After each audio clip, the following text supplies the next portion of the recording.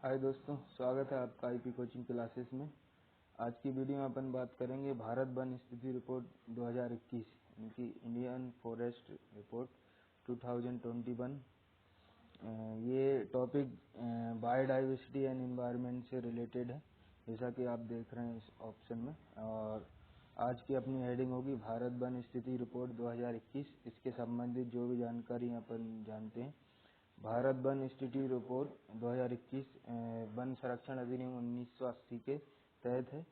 और next topic में जानते हैं अपन भारत वन स्थिति रिपोर्ट 2021 देश में वन क्षेत्र में सुधार की आवश्यकता और इसमें क्या क्या समस्याएं हैं, इसके सामने क्या चुनौतियां हैं और वन आवरण को कैसे संभाला जाए, कैसे उसको बचाया जाए, इससे संबंधित है। हाल ही में केंद्रीय पर्यावरण जलवायु परिवर्तन मंत्रालय या environment and forest and climate change ministry ने भारत वन स्थिति रिपोर्ट 2021 जारी की है। तो ये आपको याद रखना है कि कौन इसको जारी करता है। तो ministry of environment and climate change Bharat one स्थिति रिपोर्ट को जारी करते हैं। और ये रिपोर्ट हर वर्ष दोस्तों हर 2 वर्ष में जारी होती है। जैसे कि 2019 में हुई तो अब 2021 में जारी होगी दोस्तों।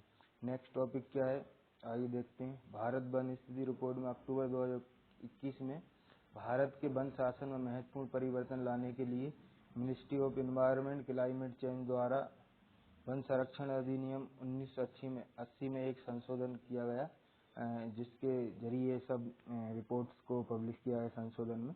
इसके प्रमुख बिंदु क्या है, भारत वन रिपोर्ट के बारे में जानते हैं दोस्तों। यह भारत के वन और वृक्ष आवरण का आकलन करता है, यानी कि जो वन है भारत के अंदर, वृक्ष है, उन सब की देखभाल करता है दोस्तों। ये भारत वन स्थिति रिपोर्ट उनकी देखभाल करेगा, उनका संरक्षण करेगा दोस्तों। तो वर्ष 1987 में यानी 1987 में पहली ये प्रकाशन हुआ है दोस्तों। और जो 2021 में ये जो प्रकाशन हुआ है दोस्तों, 2021 में जो प्रकाशन हुआ है ये 17वां प्रकाशन है दोस्तों। जैसा कि आप देख रहे हैं इस टॉपिक के अंदर कि 1987 में पहला प्रकाशन था और 2021 का ये 17 अटेम्प्ट है, इसका ये 17वां प्रकाशन है। तो ISFR या Indian state of forest report का उपयोग वन प्रबंधन के साथ साथ या वनों का जो मैनेजमेंट है उसके साथ साथ वानिकी क्या होता है दोस्तों, छोटे छोटे वन शहरी क्षेत्र में, ग्रामीण क्षेत्र में आप देखते हैं रोड के किनारे वन लगे होते हैं, पेड़ पौधे लगे होते हैं। कृषि वानिकी का मतलब क्या होता है दोस्तों, जो खेत होते हैं खेतों के आसपास बहुत सारे पेड़ पौधे लगा दिए जाते हैं या कोई बगीचा बना लिया जाता है, तो उनका भी ये सब सर्वेक्षण करता है दोस्तों। और नीति नियोजन में इसका पालन होता है। इसका अगेन टॉपिक क्या है दोस्तों, वनों की 3 श्रेणियों का सर्वेक्षण किया गया है, जिसमें शामिल है कौन सी। पहली है सघन वन जो कि 70% से अधिक घनत्व है। दूसरी है मध्य सघन, ये 40 से 70% है। खुले वन 10 से 40% है। तो खुले वन का क्या मीनिंग होता है जो 10 से 40 है दोस्तों। खुले वन का मतलब है जैसे कि मैंने अपने प्राइवेट जगह पर पेड़ पौधे उगा लिए, बड़े हो गए, या कहीं ऐसे ही बिना जंगल का झुंड नहीं है शहरी क्षेत्र में, ये सब खुले होते हैं दोस्तों, खुले वन। क्या बस या इसका घनत्व क्या होगा, 10% से कम का भी सर्वेक्षण किया जाता है, लेकिन उन्हें वनों के रूप में वर्गीकृत नहीं किया जाता। दोस्तों जिनका घनत्व 10% से कम है उनका सर्वेक्षण भी होता है। भारत वन स्थिति रिपोर्ट उसका सर्वेक्षण करती है तो 10% से कम है, लेकिन उनका फिर वर्गीकृत वनों में नहीं होता, बस वो पेड़ पौधों के रूप में होता है। अब आइए दोस्तों जानते हैं भारत वन स्थिति रिपोर्ट 2021 की प्रमुख विशेषताएं क्या है।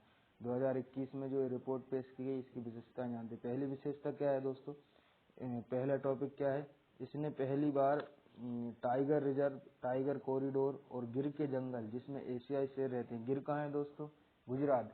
गिर फॉरेस्ट कहाँ पे है, गुजरात में, जहाँ पे एकमात्र जगह जहाँ पे शेर पाए जाते हैं। गिर फॉरेस्ट के अंदर जो एशियाई शेर है वो जंगल जिसमें एशियाई शेर रहते हैं, वन आवरण का भी आकलन किया है, इसकी पहली विशेषता।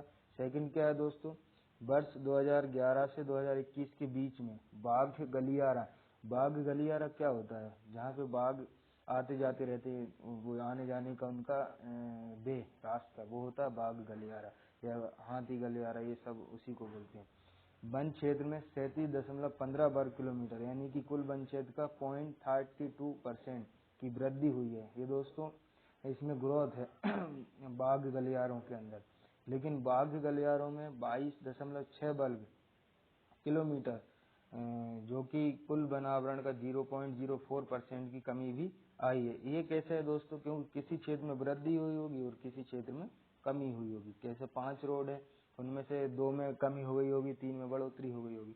नेक्स्ट टॉपिक क्या है दोस्तों इसका? इन 10 वर्षों में 20 बाघों, यानी 2011 से 2021 में के बीच में 10 वर्षों में 20 बाघ अभयारण्य, 20 बाघ अभयारण्य में वन आवरण में वृद्धि हुई। जो 20 कौन कौन से हैं उनको भी देखेंगे, में वृद्धि हुई है। साथ ही 32 बाघ अभयारण्य वन क्षेत्र में कमी भी आई है। 20 ऐसे हैं जिनकी जगह बड़ी है, 32 ऐसे बाघों की रहने की जगह है जिनमें कमी आई है। बक्सा कहाँ पे है दोस्तों? पश्चिम बंगाल। अनामलाई तमिलनाडु। इंद्रावती रिजर्व छत्तीसगढ़ के वन क्षेत्र में। इन सब में दोस्तों जो मैं अभी पढ़ रहा हूँ, पश्चिम बंगाल, अनामलाई, ये सब तमिलनाडु, बक्सा, इंद्रावती जो छत्तीसगढ़, इनमें वृद्धि हुई है।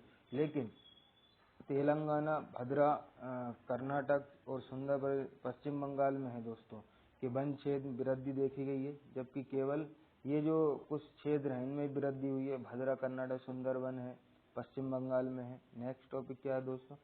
अरुणाचल प्रदेश के पक्के टाइगर रिजर्व, जो मैं नाम ले रहा हूँ और स्टेट का नाम ले रहा हूँ, ये भी याद रखना दोस्तों। अरुणाचल प्रदेश के पक्के टाइगर रिजर्व में सबसे अधिक 97% वन आवरण है दोस्तों, अरुणाचल प्रदेश का पक्के टाइगर रिजर्व। रिपोर्ट की निष्कर्ष क्या क्या होंगी दोस्तों? इसके क्षेत्रों में वृद्धि हुई है, आइए देखते हैं। पिछले 2 वर्षों में दोस्तों 1540 वर्ग किलोमीटर के अलावा ये कवरेज के साथ साथ देश में वन और वृक्षों के आवरण में वृद्धि जारी की गई है दोस्तों। 1540 तो है ही, उसके अलावा वन और वृक्ष में वृद्धि देखी गई है। नेक्स्ट क्या है निष्कर्ष दोस्तों? भारत का वन क्षेत्र अब 7,789 वर्ग किलोमीटर है। यह देश के भौगोलिक क्षेत्र का 21.71% है, जो कि वर्ष 2019 में दोस्तों 21.67% था, जिसमें अब बढ़ोतरी हो गई, 71 हो गया, 67-71 हो गया। वृक्षों के आवरण में 721 वर्ग किलोमीटर की वृद्धि देखी गई है दोस्तों। अब ये फैक्ट्स को आप याद रखना कि वृक्षों के आवरण में 721 की वृद्धि चेक की गई दोस्तों, देखी गई है। वनों में वृद्धि और कमी, कहाँ कहाँ वृद्धि हुई, कहाँ कहाँ कमी हुई। वनावरण में सबसे अधिक वृद्धि दर्शाने वाले राज्य हैं, इनको याद रखना। तेलंगाना, जिसने की 3.07 की वृद्धि दर्शाई। आंध्र प्रदेश 2.22 वृद्धि दर्शाई। उड़ीसा ने 1.04 की वृद्धि दर्शाई। नेक्स्ट टॉपिक, अब वनों के आवरण में, यानी वन कहाँ कहाँ फैलते हैं उसको आवरण कहते हैं। वनों के आवरण में सबसे अधिक कमी कहाँ है? पूर्वोत्तर के 5 राज्य सबसे अधिक कमी वाले हैं। कौन कौन से? अरुणाचल प्रदेश है दोस्तों, मणिपुर, मेघालय, मिजोरम और नागालैंड में भी कमी दर्शाई गई है। उच्चतम वन क्षेत्र कौन से हैं? या आच्छादन वाले राज्य।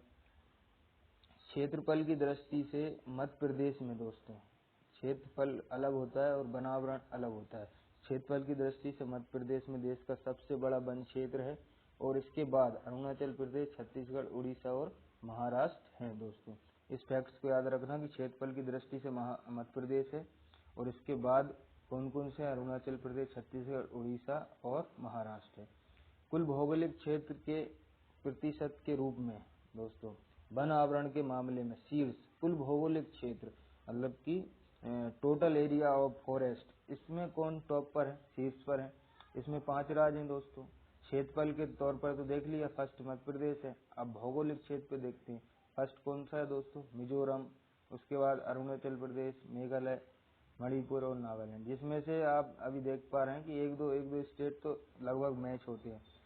शब्द वन क्षेत्र है, फॉरेस्ट एरिया, सरकारी रिकॉर्ड के अनुसार दोस्तों, सरकारी रिकॉर्ड के अनुसार भूमि की कानूनी स्थिति को दर्शाता है। ये वन क्षेत्र की डेफिनेशन है कि वह सरकारी रिकॉर्ड जो वन क्षेत्र को दर्शाता होगी, इसको वन बोलेंगे, इसको वन आवरण बोलेंगे, ये जंगल है ना। उस भूमि के ऊपर खड़े वृक्षों को जंगल कहते हैं। शब्द किसी भी भूमि पर पेड़ों की उपस्थिति को दर्शाता है।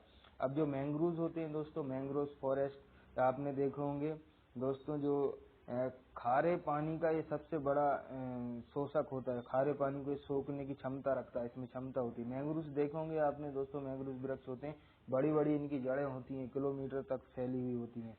तटीय क्षेत्रों में होते हैं दोस्तों, ये जैसे पश्चिम बंगाल, गुजरात, यहाँ पे ये आंध्र प्रदेश, यहाँ पे ये पाए जाते हैं दोस्तों। मध्य प्रदेश में नहीं पाए जाएंगे, क्योंकि मध्य प्रदेश समुद्र तटीय इलाका नहीं है ना, तो मैंग्रोव कहाँ पाए जाएंगे दोस्तों? तटीय इलाकों में।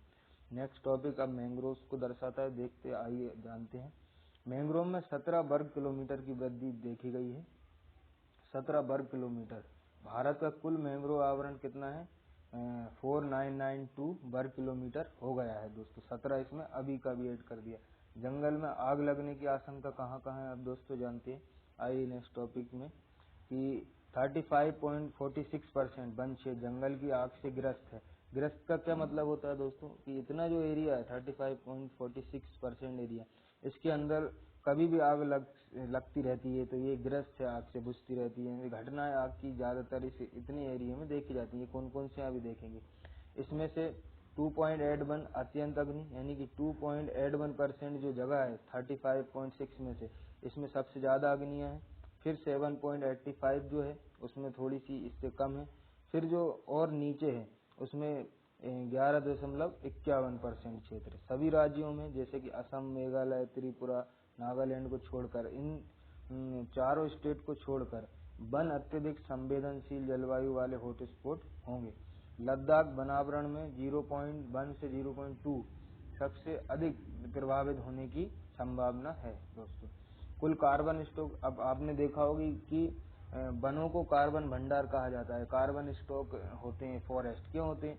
क्योंकि जो कार्बन डाइऑक्साइड जो कार्बन होता है वो दोस्तों वन उसको सोख लेते हैं। जैसे कि आपने सुना होगा कि ऑक्सीजन की प्राप्ति हमें कहाँ से होती है दोस्तों? ऑक्सीजन की प्राप्ति हमें दोस्तों होती है अपना 1 minute, sorry for disturbance. Oxygen की प्राप्ति कहाँ से होती है दोस्तों? हमें पेड़ों से होती है। तो हम जो कार्बन डाइऑक्साइड रिलीज करते हैं, जो हम लोग तरह तरह के पदार्थों को जलाते हैं, तो वो सब जल के कहाँ जाता है? अगर वन नहीं होंगे तो वायु आवरण में फैल जाएगा कार्बन, और जिससे कि स्वास्थ्य खराब होगा। इसलिए वनों का होना बहुत जरूरी है। वन जब होते हैं तो वह कार्बन स्टॉक के रूप में काम करते हैं, यानी कार्बन को स्टोर करके रखते हैं ताकि वनावरण वायुमंडल में ना फैले और हम लोगों को इससे नुकसान ना हो, स्वास्थ्य गड़बड़ ना हो हमारा दोस्तों। तो देश के जंगलों में दोस्तों कुल कार्बन स्टॉक कितना है? 7204 मिलियन टन होने का अनुमान लगाया गया है, जिसमें कि बस 2019 से 79.4 मिलियन टन की वृद्धि भी हुई है।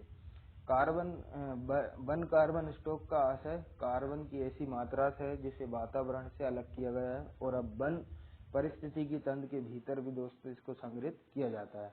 मुख्य रूप से जीवित बायोमास और मिट्टी के भीतर, और कुछ हद तक लकड़ी और अपशिष्ट भी इसमें शामिल होते हैं। बायोमास क्या होगा दोस्तों? हम जो भी जलाते हैं, कचरा वगैरह, ये सब बायोमास होता है जो भी जलाते हैं अपन। बांस के वन, अब बांस के बारे में भी ये रिपोर्ट क्या कहती है आइए जानते हैं दोस्तों। वर्ष 2019 में 2019 जब 16 एडिशन था, अब ये 17 एडिशन, 2 साल के गैप में रिपोर्ट जारी होती। 2019 के अकॉर्डिंग, फिर 21 के अकॉर्डिंग बात करेंगे। तो वर्ष 2019 में वनों में दोस्तों मौजूदा बांस की संख्या जो है 13,882 मिलियन से बढ़कर वर्ष 2021 में कितनी हो गई दोस्तों? 2019 में जो 13,882 थी, जो 2021 में यानी 1 साल के गैप के अंदर, दूसरे साल में यानी 2 साल के टोटल गैप में 53,336 मिलियन टन हो गई है दोस्तों। तो आप देख सकते हैं दोस्तों 2019 और 21 में कितना फर्क है, यानी कि जो बांस का जो वन है उसमें हमने काफी वृद्धि की है। अब हमें कुछ चिंताएं हैं, भारत के वन से रिलेटेड क्या समस्याएं हैं, कौन सी समस्याएं हैं जिनको हम देख सकते हैं इस रिपोर्ट में कोट की गई हैं कि इन समस्याओं पर काम करना चाहिए दोस्तों। तो कौन कौन सी वो चिंताएं आई जानते हैं। तो प्राकृतिक वनों में गिरावट आई है दोस्तों। प्राकृतिक वन कौन से होंगे? जो जंगल हैं बड़े बड़े किलोमीटर, हजारों किलोमीटर का जो एरिया है, जो जंगल है प्राकृतिक रूप से जो वन बना है, उनमें गिरावट आई है दोस्तों। गिरावट क्यों आई है? क्योंकि मानव ने दोस्तों अंधाधुंध विकास की होड़ में, अंधाधुंध विकास क्या होता है दोस्तों? जब प्रकृति को, नेचर को, इन्वायरमेंट को नजरअंदाज किया जाता है, प्रदूषण को, स्वास्थ्य को हाशिए पर रखकर लगातार फैक्ट्रियां खोली जाती हैं, इसके लिए जंगलों की कटाई की जाती है दोस्तों। जब जंगलों की कटाई की जाएगी तो वनों का जो सफाया किया जाएगा, उससे प्राकृतिक वनों में क्या आती है? गिरावट आती है। तो ये सब चिंताएं हैं दोस्तों, आप और भी जान सकते हैं चिंताएं इस प्रकार की। तो आइए इसमें क्या क्या अपन अभी बात करते हैं रिपोर्ट के मुताबिक, रिपोर्ट ने क्या चिंताएं व्यक्त की हैं, आइए पहला क्या है, मध्यम घने जंगल या प्राकृतिक वनों में यानी नेचुरल फॉरेस्ट 1582 वर्ग किलोमीटर की गिरावट आई है दोस्तों। ये नेचुरल फॉरेस्ट है उसमें 1582 वर्ग किलोमीटर की गिरावट आई है। फिर आइए देखते हैं गिरावट खुले वन क्षेत्रों में 26-21 वर्ग किलोमीटर की वृद्धि के साथ साथ देश में वनों के क्षरण को दर्शाती है। अब आइए दोस्तों, जो खुले वन क्षेत्र हैं यानी कि झुंड के झुंड देखे होंगे आपने जंगलों के, फिर दूसरे गैप है, फिर है, ऐसा होता है खुला वन दोस्तों। तो इसमें भी 26-21 वर्ग किलोमीटर की जो गिरावट है वो देखी गई। वृद्धि के साथ देश में वनों के क्षरण मतलब वन कम हो रहे हैं, क्षरण का मतलब नुकसान।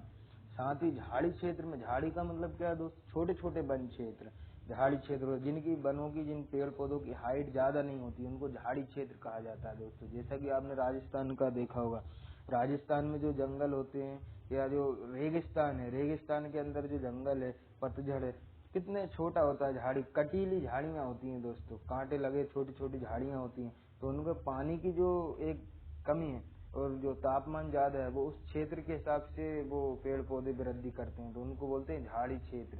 झाड़ी क्षेत्र क्या है, 5320 वर्ग किलोमीटर की वृद्धि हुई जो क्षेत्र में वनों के पूर्ण क्षरण को दर्शाए। ये वृद्धि उनके क्षरण में हो रही दोस्तों, उनके ग्रोथ में नहीं हो रही। अब क्योंकि अपन इसकी चिंता में पड़ रहे हैं। आइए नेक्स्ट टॉपिक क्या है, बहुत घने जंगलों में 501 किलोमीटर की वृद्धि हुई है क्षरण में। पूर्वोत्तर क्षेत्र के वनावरण में भी गिरावट देखी गई। पूर्वोत्तर कौन से दोस्तों, अरुणाचल प्रदेश, असम, म्यांमार, ये सब पूर्वोत्तर हैं दोस्तों, म्यांमार जिससे लगा हुआ है। तो पूर्वोत्तर क्षेत्र में वन आवरण में कुल मिलाकर 1020 किलोमीटर की गिरावट देखी गई। ये पूर्वोत्तर क्षेत्र का है दोस्तों, चिंता व्यक्त की इस रिपोर्ट ने। पूर्वोत्तर राज्यों के कुल भौगोलिक क्षेत्र का 7.98% हिस्सा है। पूर्वोत्तर राज्यों में कितना है दोस्तों भौगोलिक क्षेत्र का, कुल 7.98%। लेकिन कुल वन क्षेत्र कितना है पूरे, उसमें से पूरे वनावरण में से देश के 23.75% हिस्सा। ये ज्यादा हिस्सा है दोस्तों, क्योंकि पूर्वोत्तर क्या थोड़ा सा ठंडा इलाका है, आपको पता हुआ, अच्छी हो सकता है। पूर्वोत्तर भारत में गिरावट के कारण क्षेत्र में प्राकृतिक आपदाओं जैसे कि भूस्खलन, भारी बारिश के साथ साथ मानव जनित गतिविधियां जैसे कृषि को स्थानांतरित करना, विकास। स्थानांतरित कृषि कैसी होती है दोस्तों, जो जनजातीय लोग होते हैं एक जगह को साफ करते हैं दोस्तों, फिर वह दूसरी जगह को साफ करते हैं। एक जगह पे जब जैसे ही दोस्तों उनकी उत्पादकता कम होने लगती है तो उस जगह को छोड़ देते हैं वो कुछ दिन के लिए, फिर दूसरे जंगलों को काट देते हैं दोस्तों। तो स्थानांतरित कृषि ने भी वनों को बहुत नुकसान पहुंचाया है। अगर आप पेड़ों को काट काट के, जंगल काट काट खेती करते रहेंगे अपने लाभ के चक्कर में तो बहुत नुकसान उठाना पड़ेगा। तो ये पेड़ों की कटाई को उत्तरदायी स्थानांतरित कृषि को ठहराया गया। अब आइए इसको रोकने के लिए, इसको संभालने के लिए गवर्नमेंट ऑफ इंडिया या उस स्टेट, जिस स्टेट की फॉरेस्ट की बात होगी, उस स्टेट ने क्या क्या कदम उठाए हैं, कौन कौन से मिशन है, उन पे बात करते हैं दोस्तों अपन। तो सरकारी पहलें कौन सी हैं, हरित भारत हेतु राष्ट्रीय मिशन है एक, हरित भारत। अब आपको समझ आ रहा होगा हरित भारत हेतु राष्ट्रीय मिशन, इसका मतलब क्या है, केंद्र सरकार का ही होगा ये पहल, कोई स्टेट सरकार की तो होगी नहीं। सेकंड, जलवायु परिवर्तन पर राष्ट्रीय कार्य योजना NHCC के तहत 8 मिशनों में से एक है, कौन सा, राष्ट्रीय हरित जलवायु मिशन या राष्ट्रीय हरित मिशन। इसे फरवरी 2014 में देश के जैविक संसाधनों और संबंधित आजीविका को प्राकृतिक जलवायु परिवर्तन के खतरे से विविधता संरक्षण, भोजन, पानी, आजीविका मतलब रोजगार, वानिकी के महत्वपूर्ण प्रभाव को पहचानने के उद्देश्य से शुरू किया गया था। राष्ट्रीय वनीकरण कार्यक्रम ये सेकंड है। इसे निम्नलिखित निम्न भूमि वन भूमि के वनीकरण के लिए वर्ष 2000 से लागू किया। निम्नलिखित कौन सा है दोस्तों, जिसमें छोटे छोटे वन है उनको ज्यादा वन में कन्वर्ट करने के लिए इसको शुरू किया गया है। राष्ट्रीय वनीकरण कार्यक्रम नाम से ही स्पष्ट है। इसे पर्यावरण और जलवायु परिवर्तन मंत्रालय द्वारा कार्यान्वित किया जा रहा है, यानी रेगुलेट कौन कर रहा है, ministry of environment forest climate change. क्षतिपूरक वनीकरण कोष प्रबंधन योजना प्राधिकरण यानी कैंपा फंड्स, कैंपा फंड्स भी वनों के संरक्षण के लिए है दोस्तों। इसे 2016 में लॉन्च किया गया था। इसके फंड का 90% राज्यों को दिया जाता है, जबकि 10% कौन है, केंद्र सरकार द्वारा रखा जाता है। यानी कि राज्य में ही फॉरेस्ट ज्यादा होंगे, केंद्र में तो कम होंगे, जाहिर सी बात है।